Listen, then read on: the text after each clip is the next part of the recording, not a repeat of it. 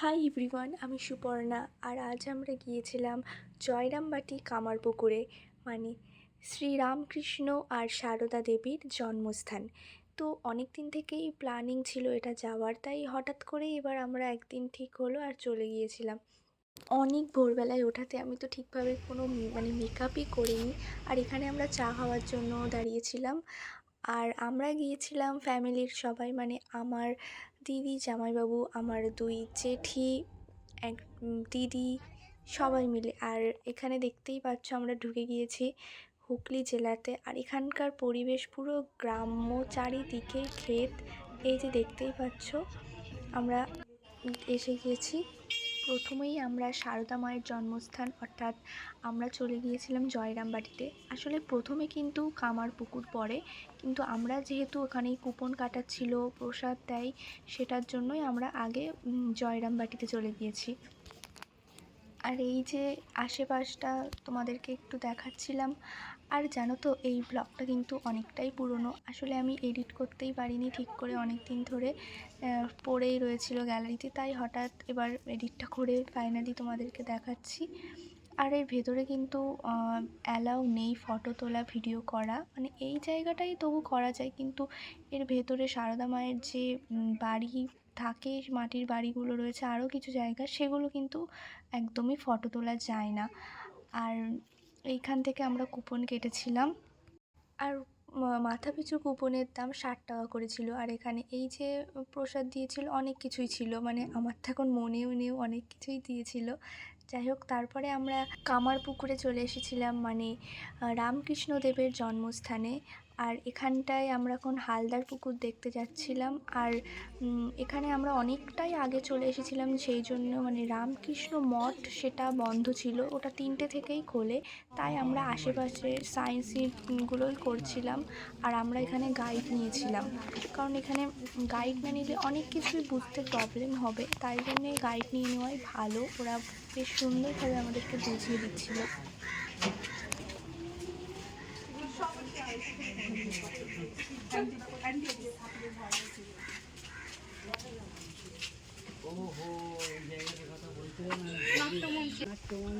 এইটা নাট্যমঞ্চ, এখানেই নাটক হয়েছিল। হ্যাঁ, এখানে ভয় হয়েছিল ফেলে রেখে চলে গেছে। ওনারা মেয়ে মনে করে আশ্রয় দিয়েছেন ঠাকুরকে। ঠাকুর মেয়েদের সাথে গিয়ে নাচে গানে অন্দরমহলে মেতে গেছে। এবং অন্ধকার হতে দাদা যখন গোদায় গোদায় করে খোঁজাখুঁজি করছে, তখন দাদা গোলা পেয়ে যায় দাদা বলে ছুটে বেরিয়ে আসে, তখন ধরা পড়ে যায়। তখন ওই দুর্গাদাস পাইনকে বলে, দেখ আমি ছেলে হয়ে মেয়ে সেজে ঢুকেছি তোদের বাড়িতে, তোর অহংকার শূন্য করার জন্য। সেই ওনারা বাড়িটা বিক্রি করে কলকাতায় চলে গেছে। আর কিনেছে পাকার অংশটাই থাকে।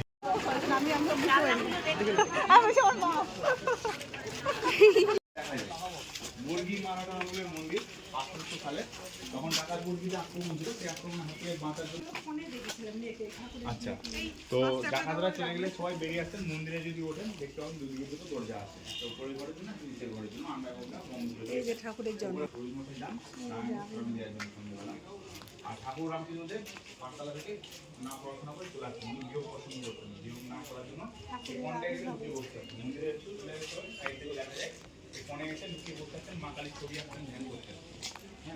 উঠুন না মন্দিরে উঠুন না,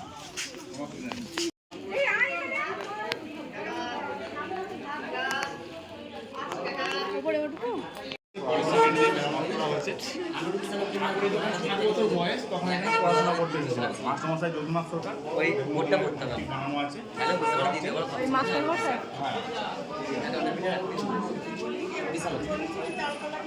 হ্যাঁ, তো ওনাকে প্রথমে যোগ শিখিয়েছিলেন, উনি মন দিয়ে যোগ করেছিলেন। তারপর যোগ শেখার পর যখন বিয়োগ শেখাচ্ছেন, উনি উঠে দাঁড়িয়ে পড়ে মাস্টারকে বলে যে এই চালকলা বিদ্যা আমি শিখতে আসিনি, আমি যোগ করতে শিখি। যোগ মানে ভক্তের সাথে ভগবানের যোগাযোগ, বিয়োগ মানে কাটাকাটি দিচ্ছে, তাই বিয়োগ না করে বেশি থেকে লুকিয়ে বসতে। খুব অল্প পড়াশোনা করেছেন। তারপরে ঠাকুর এক নিজে হাতি ঢাকা দেখুন, শ্রী গদাধর চট্টোপাধ্যায় নিজের নামের সই। প্রাচীন প্রসন্নময়ী দেবীর ছবি, বাল্যবিধবা, উনি হচ্ছে ধর্মদাস বাবুর কন্যা, লামাবাবুর কন্যা। আর পাশে দেখুন, তার পাশে বিশালক্ষ্মী মায়ের ছবি আছে, ওই কোণে, একদম কোণে। হ্যাঁ, ওখানেই ঠাকুরের দ্বিতীয়বার ভাব সমাধি হয়। ওটা হচ্ছে কামাখ্যা মায়েরই আরেকটা মন্দির।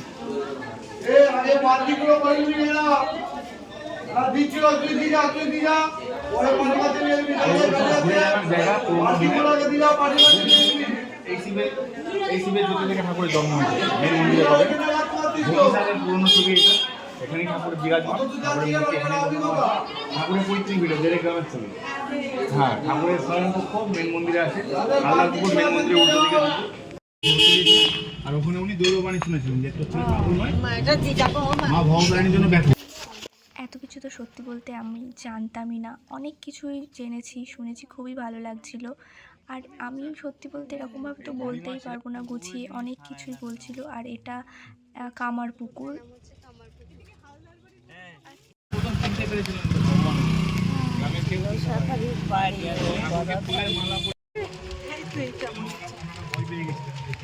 এখানে বুঝতে পারেন যে মাই ভর করেছে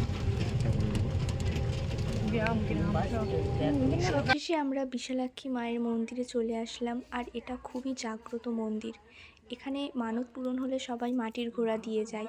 আর মন্দিরটা খুবই সুন্দর, শান্ত নিরিবিলি জায়গায় ছিল, বসে খুবই ভালো লাগছিল। আর তারপরে আমরা রামকৃষ্ণ মঠ ঘুরে দেখলাম, সেটা তো আর ভিডিও ফটো তোলা যায় না, খুবই স্ট্রিক্টলি নিষেধ করা আছে। আর বাড়ি যাওয়ার পথে এরকম আমের আচার, মানে অনেক রকমের আচার ছিল, চাটনি ছিল, সেগুলোই মানে টেস্ট করেছিলাম, কিনেওছি, খুবই ভালো। আর এই যে ব্লগটা এত দূরই, বাড়ি যাওয়ার পথে আমরা আবার ফুচকার দোকান দেখতে পেয়ে আমরা ওখানে থামলাম আর আবার ফুচকা খেতেও চলে আসলাম। আর ফুচকাটা সত্যি বলতে খুবই ভালো ছিল।